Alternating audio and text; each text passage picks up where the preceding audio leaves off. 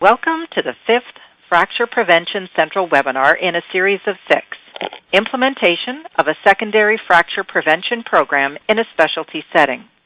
Fracture Prevention Central, brought to you by the National Bone Health Alliance, is made possible through support from Amgen Inc. and Eli Lilly and Company Inc. I'll now introduce you to David Lee, the Executive Director of the National Bone Health Alliance. Thanks so much, and good afternoon to everyone. I'm really pleased to have you on the 5th in a series of 6 webinars sponsored by the National Bone Health Alliance Fracture Prevention Central Resource Center on fracture prevention programs. Just want to queue up a little bit for folks just to make sure everyone is familiar at a high level what a secondary fracture prevention / fracture liaison service program is, which is a proven coordinated preventive care model that operates under the supervision of bone health specialists, collaborates with the patient's primary care physician. The care of each patient is coordinated through a fracture liaison service coordinator, a nurse, PA, NP, other healthcare professional who ensures patients who fracture receive appropriate diagnosis, treatment, support, and follow-up. Patients are tracked via population registry. There are processes and timelines established for patient assessment and follow-up. And you can certainly see from soup to nuts how this program works, what the elements are through our Fracture Prevention Central resource, which is fracturepreventioncentral.org. FLS programs have been running for over 15 years in open and closed systems, both here in the U.S. Through the American Orthopedic Association on the Bone Program, Geisinger, who you'll hear from today, Kaiser Permanente internationally, in the UK, Canada, Australia, many other countries. All of these programs have shown that you can reduce the number of costly and serious fractures by identifying these patients, given especially at those folks that have already fractured are the ones most likely to fracture again and that may have low bone mass and or osteoporosis. So this is just a little bit about Fracture Prevention Central. So we launched this resource center in March of 2013. In just about 6 months, over 1,600 people have registered to use the tools, access the tools. It really is a virtual place to share best practices, experiences, and tools. Certainly through this webinar series, I think we've been able to disseminate information and really hear from national and international experts on how to set up fracture liaison service programs, really the nuances of pulling together a program. As you can see here on this slide, the first 4 webinars that we have sponsored are available on demand. So you can log on to fracturepreventioncentral.org and get the links to directly be able to, not only hear the audio synced with the slides, but also get all the slides and handouts that were provided on each. So we've had 4 so far, 2 to go, 1 today, and then another one that will be focused on primary care. We will have yet to be sponsored, but that will happen either in November or early December.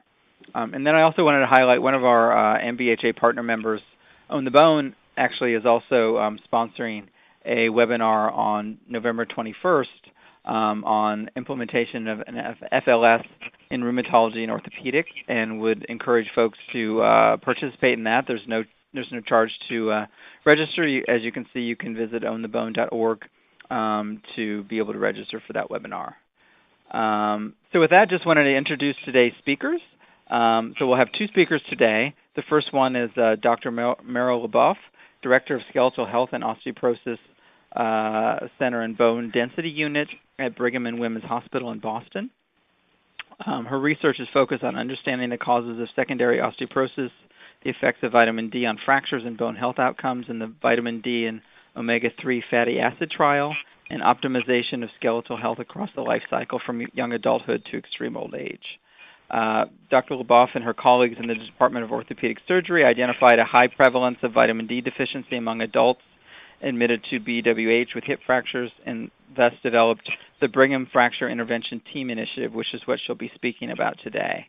The objective of BFIT is to advance the care of hip fracture patients with implementation of an interdisciplinary fracture pathway, including modifications in the EHR to correct the vitamin D deficiency and evaluate and treat underlying osteoporosis.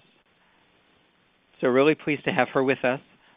Second person that I'll introduce now will be Dr. Thomas Olenjinsky. He is the co-director of the High Risk Osteoporosis Clinic at Geisinger Medical Center in Danville, Pennsylvania.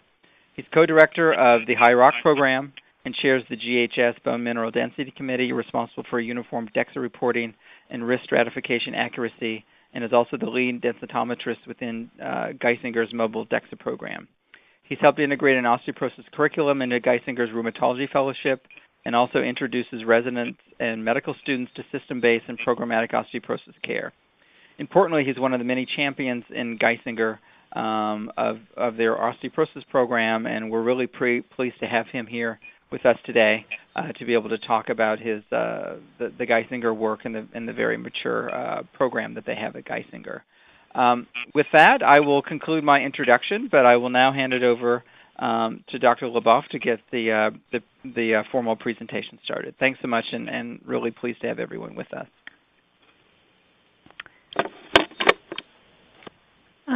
This is Meryl Leboff. I'd like to thank David Lee and members of the National Bone Health Alliance Organizing Committee for inviting me to speak today. And today I'm going to review with you the Brigham Fracture Intervention Team Initiative, which is a hospital-based systems approach using the electronic health record to advance fracture care.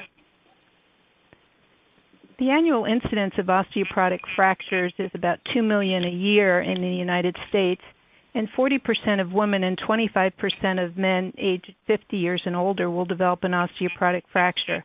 It's important to remember that while there are 300,000 hip fractures each year, 75 to 80% of fractures are actually non-hip fractures. And the osteoporotic fractures are extremely common, and as you can see, this compares to 500,000 heart attacks and 229,000 cases of breast cancer and 242,000 cases of prostate cancer. I want to start off with a case presentation.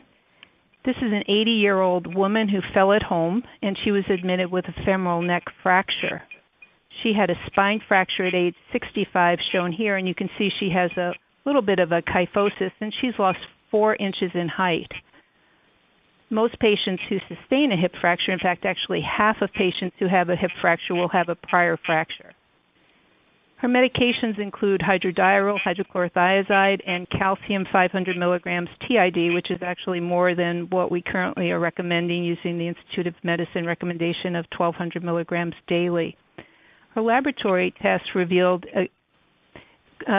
EGFR of 48, and her calcium was slightly decreased at 8.6, and her 25 hydroxy vitamin D level was 13 nanograms per ml. So she has vitamin D deficiency, and this is a level that we've seen on average in some of the hip fractures that we've admitted to our hospital and studied. How would you evaluate and treat her? Well, fall prevention and balance training, evaluation for secondary causes of osteoporosis, a bone density test, treat her vitamin D deficiency, treat her osteoporosis, all of the above. Well, the answer is all of the above. And then the question is how to best implement this approach hospital-wide in our patients. Now, there's a vicious cycle of fractures, and fragility fractures increase in age in both men and women, as you can see here, the steep rise in hip fractures and spine fractures. And a fracture is a sign, it's a symptom of an underlying osteoporosis. Yet only 20% of patients with fragility fractures have a bone density test or are treated for their underlying osteoporosis. So this is a major gap in patient care nationally and internationally. The hip fracture is the most serious fracture. There's a high risk of a subsequent fracture, a 2.5-fold increased risk for another fracture. 66% of patients do not regain their pre-fracture function, and there's a high mortality that is greater in men than women.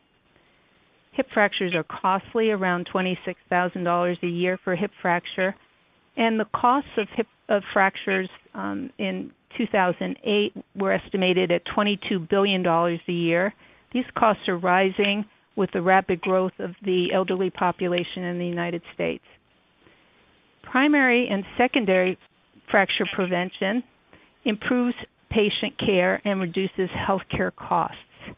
Today I'm going to review secondary prevention of hip fractures at our institution, and we have very active programs in primary prevention of fractures.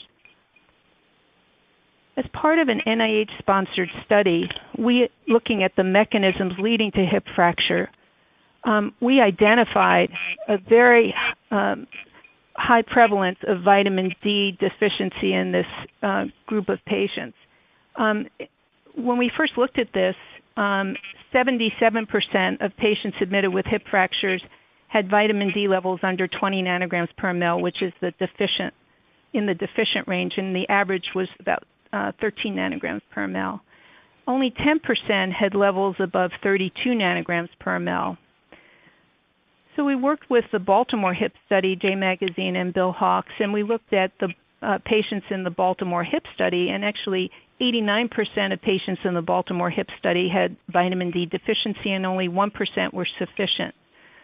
We've tracked this over time, and in 2010, when we did an audit of this, we found that 69% of our patients have D levels under 32 nanograms per ml. So 31% had levels above that, and we still have patients with more severe vitamin D deficiency, with vitamin D deficiency less than 20 nanograms per ml in 40% of our patients.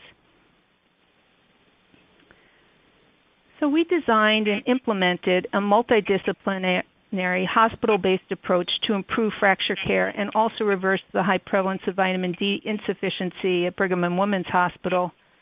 And so we translated our research findings into clinical care to try to advance fracture care at our institution. And this was a quality improvement initiative in which we used the electronic health records in our hip fracture patients. And we did this by working with champions in orthopedic research and surgery, and this is Dr. Julie Glowacki and Dr. Mitch Harris, who've worked with me on this project, and John Wright was also involved with this in the BFIT program. Some key components of the Brigham Fracture Intervention Team initiative are shown here.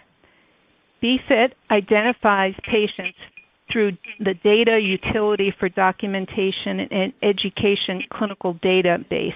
This is called OrthoDude. It's in the Department of Orthopedic Surgery.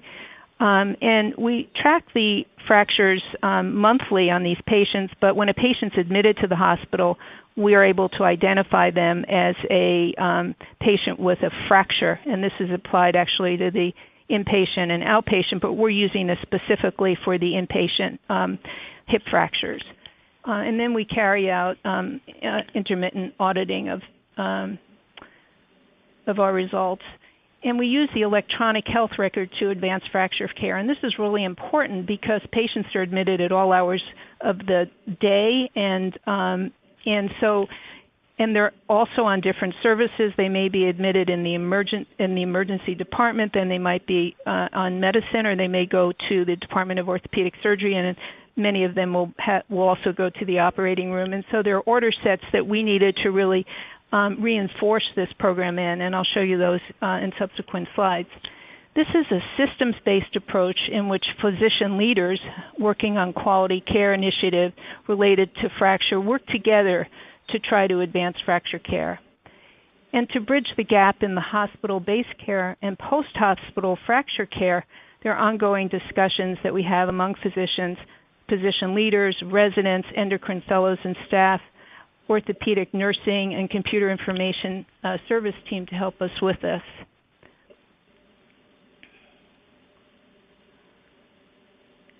Now, it's important to remember that there are many secondary causes of osteoporosis, and we always try to identify a secondary cause, and especially a reversible process. So 80% or more of patients who are admitted with a hip fracture will have a secondary cause for their osteoporosis. Many of these are related to vitamin D insufficiency, renal insufficiency, or a number of endocrinologic causes such as hyperparathyroidism or hypogonadism. But then there are many gastrointestinal, rheumatologic disorders, and invasive processes in the bone marrow such as plasma cell disorders and multiple myeloma that can be present in some of these patients. Now shown here is a snapshot of of our discharge template, and showing the BFIT component in the discharge template. But by way of overview, this program includes order sets in an admission order set, a postoperative order set, and a discharge template, trying to really identify this patient as having a fracture and needs to be evaluated and treated for their osteoporosis at several phases during their hospitalization.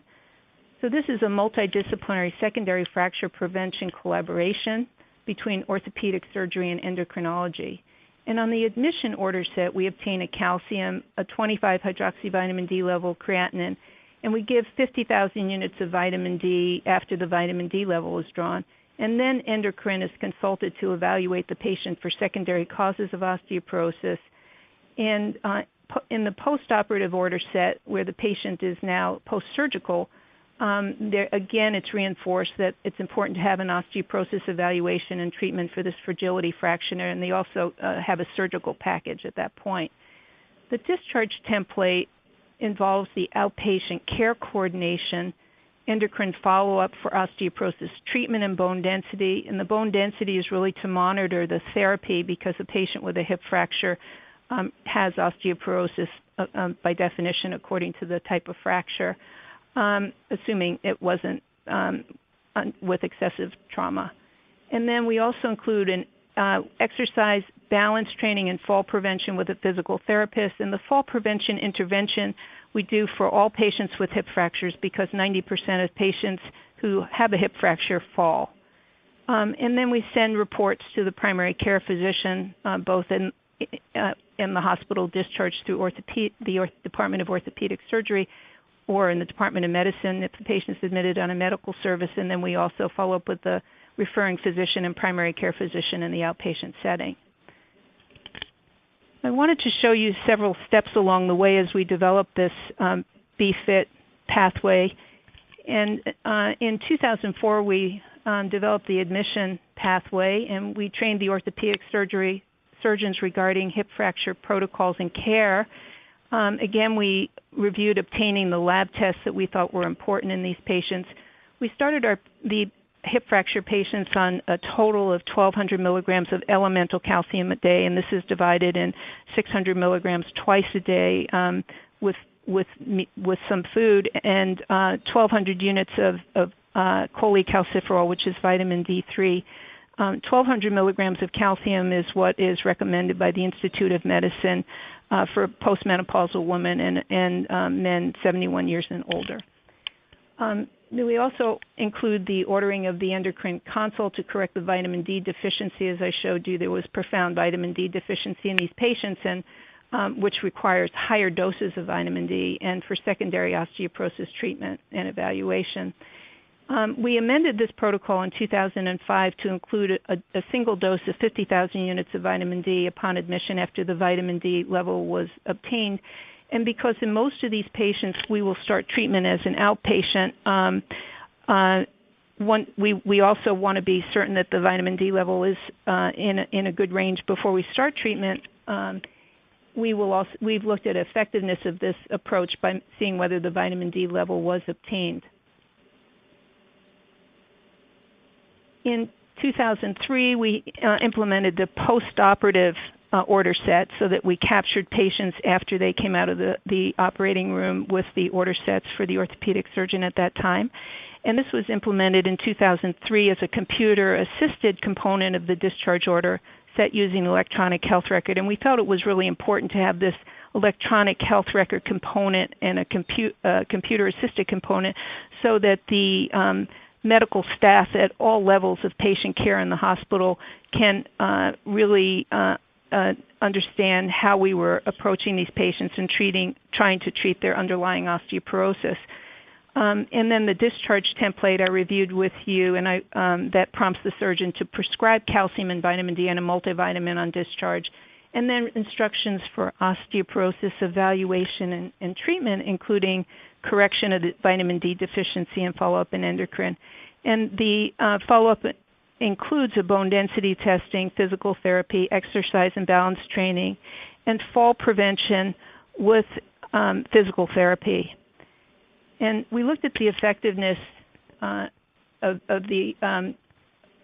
some of the pathways. This pathway is defined as treatment with calcium and vitamin D on discharge, to be sure that they were treated when they left before we finalized their evaluation for their osteoporosis and treatment. And as you can see here, since 2004, when we started doing audits of this program, we have steadily increased, so that in 2010, about 80% of patients were having a vitamin D level drawn as part of this pathway, and about 80% were going out on calcium and vitamin D who were part of the Brigham Fracture Intervention Team pathway.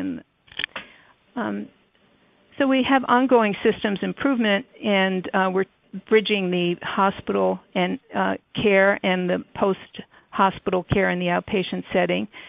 So over time, more recently, we've modified our admission order set with information systems at Brigham and Women's Hospital, and again include Brigham Fracture Intervention Team instructions and evaluation and treatment for osteoporosis. And then the post-operative BFIT order set was also updated, and the discharge template was standardized throughout the hospital, so that in the end of 2011 and 2012, we revised our discharge template, and this includes an endocrine follow-up for evaluation, bone density testing, and treatment. And on discharge, the ward clerk will call endocrine, or our fellows will set up an appointment in endocrine to ensure these patients are followed up there. We've also included some signage in the hospital, both inpatient and outpatient, to remind patients if they have had a fracture that they should be evaluated for their osteoporosis and treated for their osteoporosis. And as part of the discharge template, we have several pieces of patient education that we provide for them, both on the orthopedic surgery side and on the osteoporosis side. And each patient gets a Brigham and Women's Hospital pamphlet about fall prevention. But we also give them a brochure that I worked on called Healthy Bones for Life, in the prevention, diagnosis, and treatment of osteoporosis. We tell the patient on their discharge template they get a sheet that they have had a fracture. They likely have osteoporosis, a condition in which their bones are brittle and weak, and that this increases their chances of having another fracture in the future, and that it's important for the patient to be seen and to get a bone density test and treatment within 1 month of being discharged from the hospital. Now, some of the osteoporosis quality metrics are shown here. Bone density test, treatment after a hip fracture is generally we'll consider a once yearly zoledronic acid. It's a generic preparation, is now available, and our pharmacy indicates it's about 1/3 the cost of a non-generic preparation. And we generally start zoledronic acid 2 to 12 weeks after a hip fracture. And this is an FDA-approved use following a hip fracture. And then oral bisphosphonates are also quite effective, and a generic alendronate is cost-effective for treatment of osteoporotic fractures. And then in some individuals, we'll consider teriparatide and glucocorticoid-induced osteoporosis, or denosumab. So shown here are the FDA-approved osteoporosis therapies. And the good news is that we have very effective therapies for treating osteoporosis, and that there are promising therapies on the horizon. And among those therapies, it's important to select a treatment that reduces spine, hip, and non-spine fractures. So among the bisphosphonates that decrease spine, hip, and non-spine fractures are alendronate, risedronate, and zoledronic acid. And as shown here are some of the side effects from these medications, but ibandronate does not reduce non-spine fractures and hip fractures, so this is not a drug that we would select in the setting of a patient that we're concerned about a hip fracture. Then there are other medications listed here, and among those that do decrease spine and non-spine fractures are teriparatide, the rank ligand inhibitor denosumab. So fortunately, we have effective treatments to reduce fractures, but only 20% of patients are being treated for their underlying fracture and osteoporosis. We have an unprecedented collective opportunity and a need to improve the quality of fracture care and reduce fractures and costs. The Surgeon General's report on bone health and osteoporosis in 2004 was a clarion call to improve bone health and reduce fracture risk. The World Health Organization FRAX tool in 2007 enabled us to identify patients with low bone mass who are at increased risk, have an absolute 10-year absolute risk for fracture over time, so that we can treat select patients at higher risk for fracture. The American Society of Bone and Mineral Research Task Force on Secondary Fracture Prevention 2012 underscored the need for implementation of effective secondary fracture prevention programs.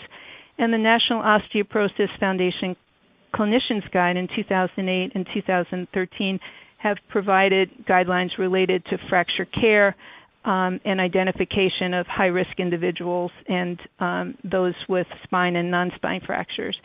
And then the National Bone Health Alliance 2020 Vision Call to Action to work together to reduce fractures 20% by 2020. So thank you very much. I'd like to thank you for your attention and acknowledge the many people who've contributed to our Brigham Fracture Intervention Team initiative and bone health strategies. And then last slide. Now I'd like to introduce Dr. Thomas Onginski from Geisinger, who will talk to you about the program at Geisinger. Thank you. Thank you, Dr. Leboff. And I'd like to thank everyone who's listening in and who will listen in on the archived webinar. I'd like to thank David Lee and the NBHA for affording me this opportunity. I consider this a privilege and really an opportunity to speak on behalf of a wonderful team at Geisinger who we think has been very dedicated to secondary prevention of fracture. Now, our health system is in central Pennsylvania. We have basically three main hubs. Our central hub is in Danville. We have an eastern hub in Wilkes-Barre-Scranton and a western hub in State College. Our health system is adapting to change, and over time I think there'll be perhaps changes to our demographics. This slide is actually not accurate. We have, I think, over 1,000 employed physicians. Most importantly, we're connected by a shared electronic health record, EPIC, and we've been so connected since 2000. Really allows us to communicate effectively with each other. Now, our program actually began in 1996, really with a community intervention program, disease management guidelines. For 5 or 6 years, the use of a heel ultrasound program out in our primary care offices, and ultimately we evolved to a rather efficient bone density program. We've published rather effective and impressive results with our GEOP program from 2003 to 2008. In 2003, Dr. Newman and others at the bottom of the slide published a health savings paper really documenting $7.8 million saved to the Geisinger Health Plan. Since that time, we in rheumatology have been fortunate to have a mobile DEXA program, which I'll talk to you about. We have integrated vertebral fracture assessment. We've tried to really uniform and systematize our DEXA interpretation as best as possible, and really tried to really assume the mantra, make it easier for our busy primary care physicians to do the right thing. Over the same period of time, we've been clearly aware of the care gaps that Dr. Leboff has nicely presented in her talk. And because of that, we kind of evolved into our FLS program. Now, this is an example of an increase in bisphosphonate use over the time period of our publication in 2003. a reduction in hip fracture rate that continues beyond the years in the publication, and most importantly, cost savings. When it comes to care gaps, the Gia Gregorio paper is, to me, the best gap paper because it really looks at over 200 publications where something sentinel occurred, namely a fracture, and the analysis was something done? Well, the bottom line was, rarely was something done. And this wasn't really a commentary on orthopedics. It was a commentary on primary care and subspecialty care as well. In our health system, we really focus on 4 gaps. At-risk patients not tested, tested patients not accurately risk assessed, and when it comes to our FLS service, we really focus on high-risk patients not treated and treated patients not adherent. Now we're going to talk about bone density testing rather briefly, but we basically, in our uniform DEXA interpretation, focus on 4 groups. We basically feel that 4 groups of patients stratified should in fact be treated, and I think the NOF and really the IOF would be in accord with this. Clearly, the hip or spine fragility fractured patient has the clinical diagnosis of osteoporosis. A DEXA is typically going to be done to monitor their treatment response. Those postmenopausal women or men over 50 with a T-score of -2.5 or worse will be stratified as high risk, and the recommendation will be to treat.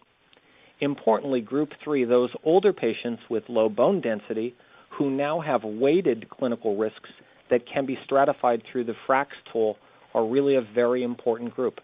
And I'm going to point out later that that's a very important group in patients in the hospital with non-vertebral fractures where that FRAX tool is going to be necessary to stratify. And finally, the 4th group, those patients who meet a ACR GOP 2010 treatment threshold. Now, I'm proud to say that our primary care physicians really form the base of our system-based care, and they provide excellent osteoporosis care. What we've really done with our program is use that base and try to enhance and try to get to the gaps that we know exist. So in an analysis between 2004 and 2005, we looked at approximately almost 400 DEXAs that were high risk, and we knew patients were drug naive. Within 90 days of one of our DEXA reports, 72% of patients were placed on treatment. Now, Dr. Leboff indicated that only about 20 to 25% of patients with osteoporosis today are treated. So while we're very satisfied with this, we really want this measure to be better. We believe this is occurring because our primary care physicians have bought in to our DEXA reporting, and our mobile DEXA vans go right to our primary care offices. They consider that a part of their practice. We try to give them excellent service, and importantly, we try to make it easy for them to do the right thing. And if they have a question, they can easily contact us through our health record. Now, this is an example of one of our mobile DEXA vans. We have 7 fixed sites offering bone density testing and 2 vans. The 2 vans are really the Department of Rheumatology's. We take great pride in this.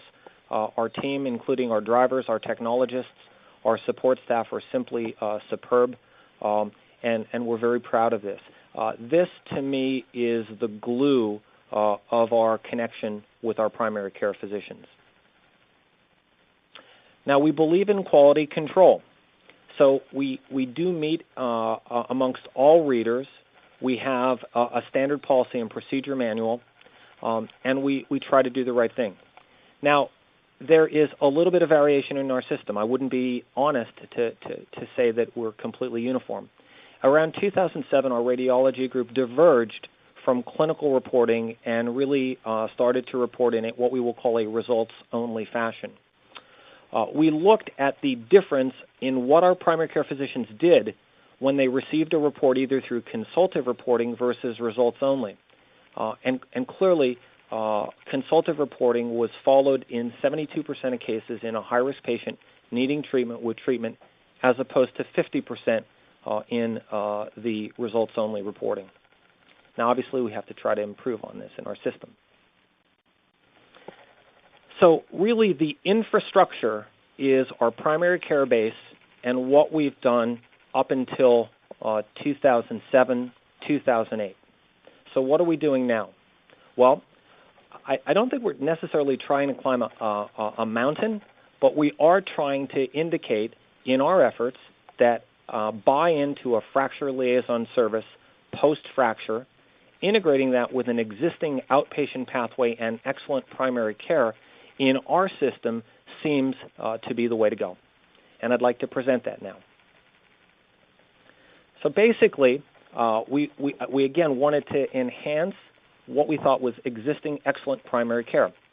We developed initially an outpatient High Rock clinic primarily to add treatment options that were difficult to administer in our primary care settings and also avail ourselves to those high-risk patients or patients otherwise who primary care physicians and other providers needed help with.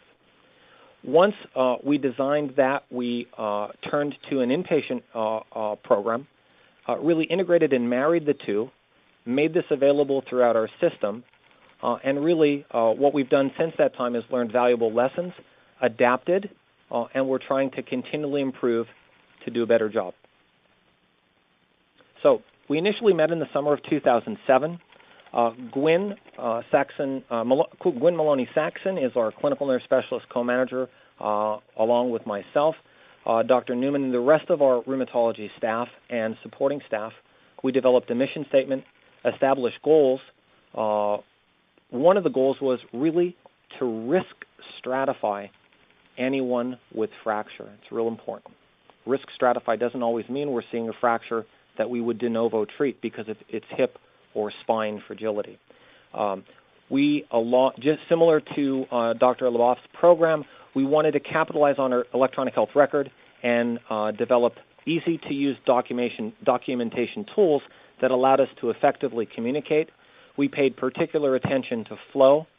Marketing and trying to brand High Rock has been very successful. On the outpatient side, we started with 2 primary care offices as pilots, and after a month of piloting, we really started the program, integrated it throughout, and then we added the critical inpatient fracture component. Our mission was to enhance the care of High Rock patients or high-risk patients across our system. We anticipated patients who needed to be treated who might be GI intolerant, might have had fractures despite therapy, might have had trouble responding, poor BMD response, complicated GI patients with absorption issues, chronic steroid users, or other patients who simply needed help and a primary care physician or mid-level provider would ask us to help in their care. Throughout this journey, we established partnerships with departments where we really tried to simply make it easy for them to get into our program, not necessarily needing to be a high-risk patient. Particular partnerships involved neurology, dermatology, pulmonary medicine, and some other services and service lines. And over time, it's clear that the long-term treatment question, the almost unanswerable question of drug holiday, how long to treat, has become a very important part of our program. So, again, we built the team. We established a mission statement and goals, designed the program predominantly looking at electronic documentation, tools to efficiently utilize our strengths, communication, and again, once we had the outpatient arm that supplemented our primary care base, we then added the inpatient component. Again, marketing, implementation, and measurements. So we thought the outpatient program would be unique because we would use pre-visit information gathering to increase efficiency. For several years, we pre-arranged a 25-hydroxyvitamin D level, calcium, and creatinine. We had DEXA to increase the pre-visit huddling and to make it easier. We wanted to definitely have a treatment decision at the conclusion of the visit, and we really designed an efficient pre-auth process very similar to what we use in our biologic pre-auth process for drugs such as intravenous bisphosphonates, teriparatide, and denosumab. obviously education and really getting the patient to buy into why we're trying to do this, the importance of osteoporosis and the risk of complications, and really developed a plan to assess compliance and adherence and effective communication. Again, we chose 2 primary care sites. We piloted those. We tried to keep patient convenience at the forefront. Our primary care sites actually suggested that we put in a HYROC referral reminder within our DEXA templates. So our reports have this. Our primary care docs don't necessarily. We didn't want to see every patient who was high risk because that clearly would have overwhelmed us. But our docs can selectively determine whether they need our help. And obviously input from scheduling and clinical support staff. 9 months into the program, it was clear we needed someone behind the scenes who we call our HYROC data coordinator, Karen Makowitz.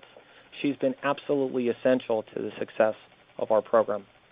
Again, using the electronic record for documentation and efficiency, standardized electronic referrals, consultation clinic notes, follow-up clinic notes, ordering sets for DEXA, laboratory studies, secondary evaluation, treatment, and follow-up, and patient education handouts on our program, osteoporosis, its importance, medications, calcium, vitamin D, exercise, and fall risk.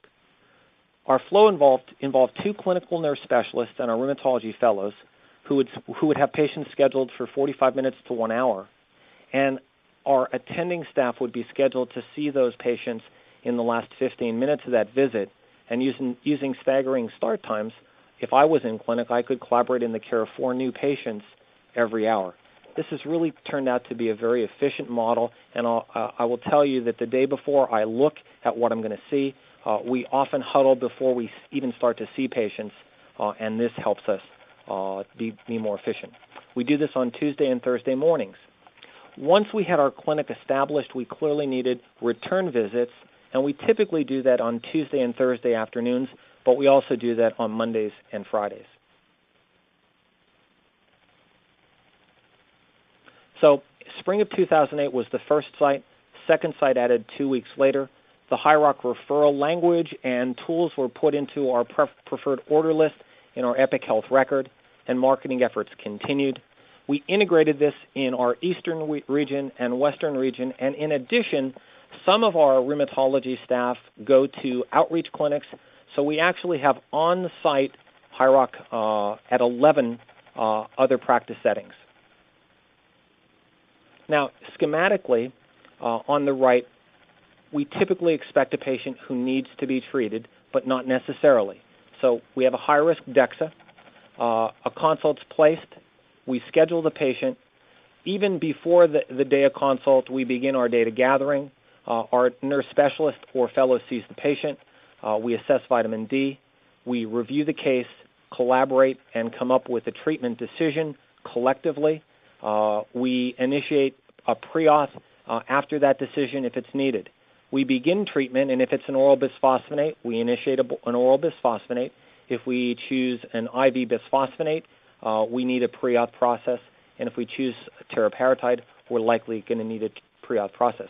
Obviously, when denosumab became available, this was integrated within our treatment regimen. For patients on an oral bisphosphonate or patients who are treated with raloxifene or teriparatide, we call it 3 months to assess, and this is where our HYROC data coordinator has come to help greatly. For those patients treated parenterally, we follow them up at 1 year. We follow calcium and vitamin D, and at 1 year, we see how the patients are doing. We make a yearly decision on what to do. Some patients are returned back to primary care physician, but for many patients, we continue to follow. And as I said with the long-term therapy question, it's that question and ongoing requests to continue to own that question has shown that we're seeing more and more patients back on a yearly basis. Again, we have this available at 11 sites in our system, and we try to get to adherence compliance and yearly follow-up. Now, the inpatient fracture component involved stakeholders such as general internists, hospitalists, orthopedists, nurse managers, rheumatology, ER, our trauma service. We met, we discussed, and we all achieved a consensus on the importance of the FLS concept. Admitting services place auto consultations within their order sets termed inpatient hierarch. We in rheumatology receive that consult and we see the patient. We see patients over the age of 50 admitted with a fragility fracture of the spine, hip, or other. So initially this was spine and hip primarily, but it's really evolved to any fracture in someone over the age of 50, excluding the hands, feet, or the face. So we've become very respectful of non-vertebral fractures. So again, there's a standard available checkbox on all admission order sets for general medicine, our hospitalist services and orthopedics. They assisted in decisions about where in the record and how they would utilize these charting tools. We in our department received the consult. Our fellow or a general medicine resident will see the patient, discuss with staff, and similar to outpatient, health EHR consult notes and other orders are utilized, as well as communication pathways. So we piloted this program in November of 2008 here in Danville. It officially began in December. Our eastern region began a year later, and our western region began about another year after that. So we now have this in all three sites. So again, hospital care is attended to by GIM, ortho, or trauma. We get 25-hydroxy-D, calcium, and creatinine. And again, similar to Dr. Leboff's service, we initially start the patient on supplemental calcium, vitamin D, assess their level, and make determination thereafter. After the consult's completed, a telephone counter is sent to our data coordinator. We specify location of fracture, the recommended treatment, whether we need a DEXA, and patient is entered into our database. Thereafter, we initially thought 4 to 6 weeks post-fracture and post-discharge would be key. It really turns out that 6 to 8 weeks is better when we look at how easy it is to find the patient, whether they've likely completed their rehab, etc. And what we finally try to do is close the loop of care. We schedule a follow-up. In follow-up, the patient seen by one of our nurse specialists and staff. If they have a hip or spine fracture, risk stratification is already done. If we already know they're high risk and they've had another fracture, we know we have to assess whether to change treatment or not. For others, DEXA will be needed, and the FRAX calculation may be pivotal to their risk assessment. And we proceed similar to the outpatient pathway. If a patient refuses or is lost to follow-up, we send a standard letter with individual treatment recommendations, and we send it to the primary care physician. And one of the things about our system, we have primary care physicians who are Geisinger employed, part of us, and we have many primary care physicians not employed by Geisinger who are impaneled by our health plan or who are in the community and our patients see them. And there's a different communication pathway, and there are different barriers in both of those assessments. So in summary, on the right, a low-energy fracture in someone after the age of 50, that patient is admitted, and that service, typically general medicine or orthopedics, places an auto consult using a order set in Epic. We do that hierarch consult. It gets placed, the data gets placed in a task management database. We do a secondary causal workup beyond, if indicated. We start on calcium and D, assess vitamin D, and try to get the patient into our outpatient pathway. At 6 weeks, our coordinator tries to call and arrange follow-up. If they're able to come, we schedule, assess, and proceed just like in our outpatient arm. If the patient refuses in the middle, we can't, for whatever reason, we can't get that patient in follow-up, we try to send that a communication to the primary care physician and make recommendations, and at least we close that loop. Our volume since inception, we've seen new outpatients over 3,000. This is all of our sites. We've seen over 2,500 return patients. There's a new data, a hospital discharge follow-up. That's a relatively new designation. We just want to see how many hospital discharge we're truly seeing. So 326 doesn't mean we've only seen 326. We've just coded or classified 326. As far as the inpatient side, we've seen 1,572 consults. I think this is through September of this year. Initial results. Of the first 200 outpatients on the left, we started treatment in 80% of patients, and assured adherence at 3 months was 98%. Importantly, on the right, looking at our first 100 inpatient HYROCs, there is a major disconnect between treatments started if they're followed in our centralized HYROC program, 83%, versus primary care treatment goes down to 25%. If you look at this currently, we're basically at about 70 to 75% through HYROC and about 30% through primary care. Now, a couple other things we've learned. Number one, we've learned to look at x-rays. We've learned to be very careful to look at where a fracture in the femur occurs. We've learned to look at other things in the record that might signal that patients have had other fractures. We appreciate that if a patient is admitted with a hip fracture, 40 to 50% of them have had a fracture at some other point in time, often not followed up by a workup and treatment. Again, the other fracture is the fracture where we're going to need a DEXA to risk stratify to use FRAX or T-score. We often see patients in the hospital who we have seen before and have fallen off treatment. We readdress the need for treatment. We may see patients who have been lost to follow-up, and we can reestablish care. So every time we get to see a patient in the hospital is a chance to do the right thing and to assure long-term follow-up. Our outcomes, we see about 50 to 55%. So 50 to 55% of people we see in the hospital actually choose for various reasons to be followed. So 50% or 45% choose not to follow up with us. They are returned to either their Geisinger primary care or non-Geisinger primary care physician. Obviously, the likelihood of prescription treatment is higher in our centralized program versus in the return to primary care. We've improved mean vitamin D levels from 27 at baseline to 35, which is an important consideration. The one other thing not shown is we've really done this and basically, if I may say, stayed budget neutral. This has really not hurt us, but it's required a lot of work, and it's, again, a testimony to our complete team. Our hip fracture rate in the health plan continues to fall. And again, when I look at this, it simply encourages me to continue trying to do what we're doing in a better way. And finally, this is just a summary of our program. We obviously believe in groups of patients at high risk, at top in yellow. I wish I had the primary care physician in the center here and high risk out here, but I don't. Obviously, we have the inpatient and outpatient arm where we can assess patients with fracture. We can follow patients where primary care physicians want us to follow them. And again, we've integrated this throughout our system. The lessons we learned, pre-program planning is essential.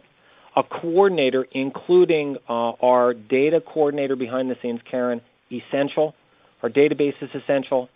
Really, outpatient HYROC has become a source of really long-term consultations.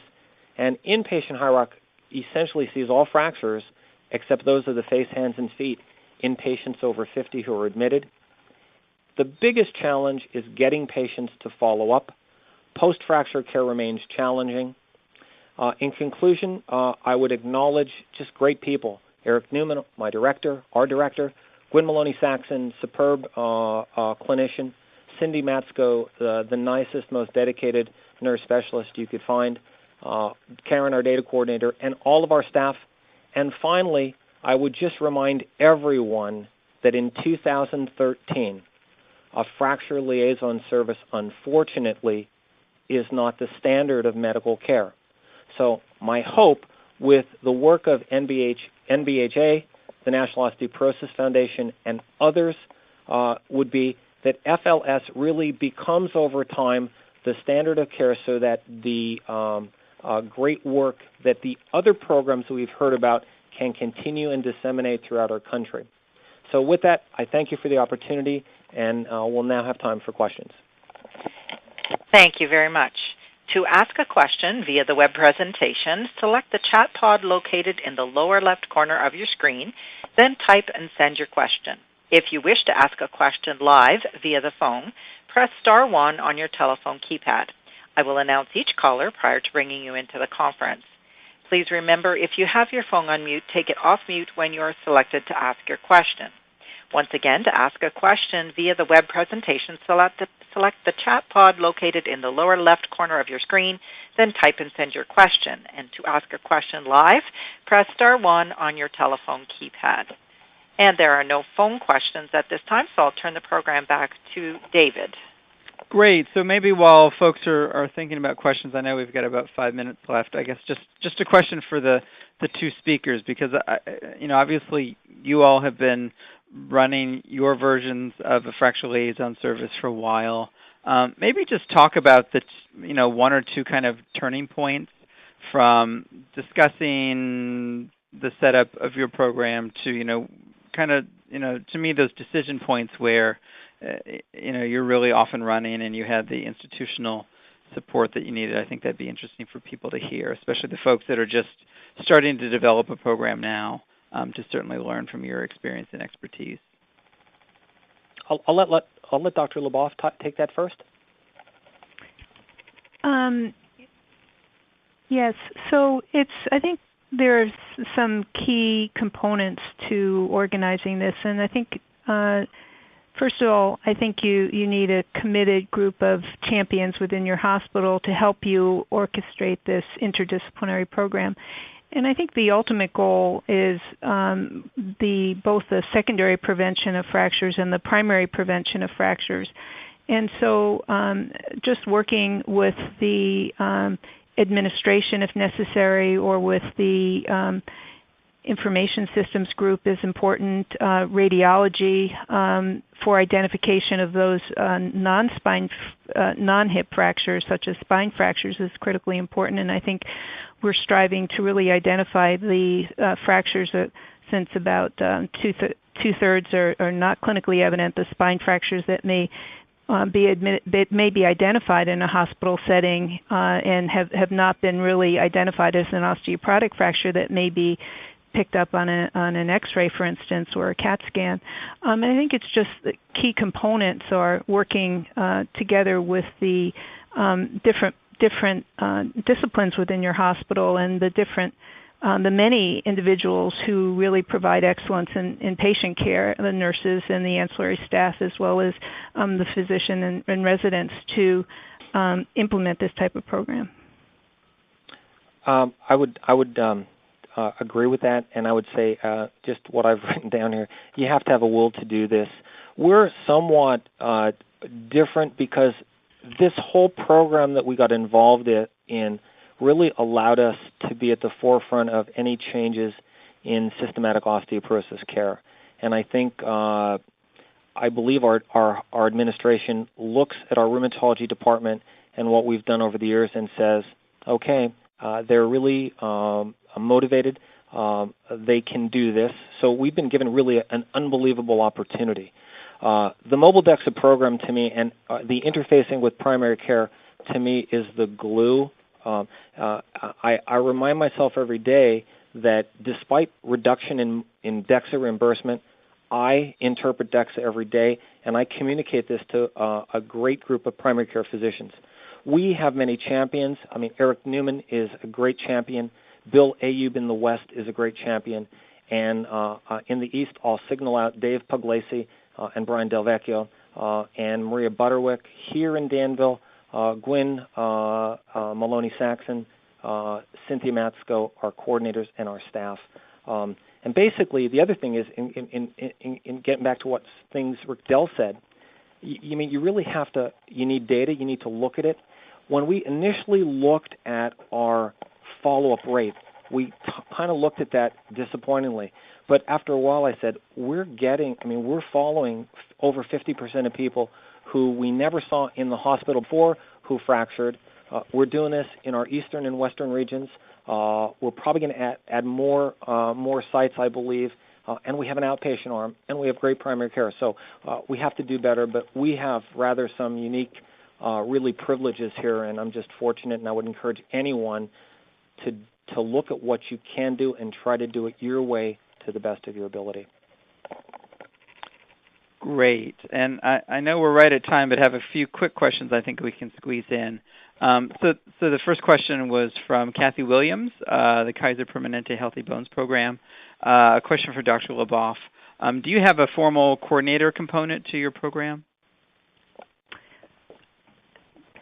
At this time, we don't have a formal program coordinator to our program. Okay, great. Thank you. And then just one question I see that came through just related to the handouts. So about a week from now or so is usually when we're able to put the on-demand version of the webinar up, and that will actually include the slides from today's talks. Let me see. Just maybe one last one. And I guess when I ask the speakers if they have an opportunity to stay over a couple of minutes. But this is a question from Tim Manzoni from Christiana Care Health System. How do you capture the other fractures who don't get admitted from emergency department records, et cetera? How exactly do you capture those folks?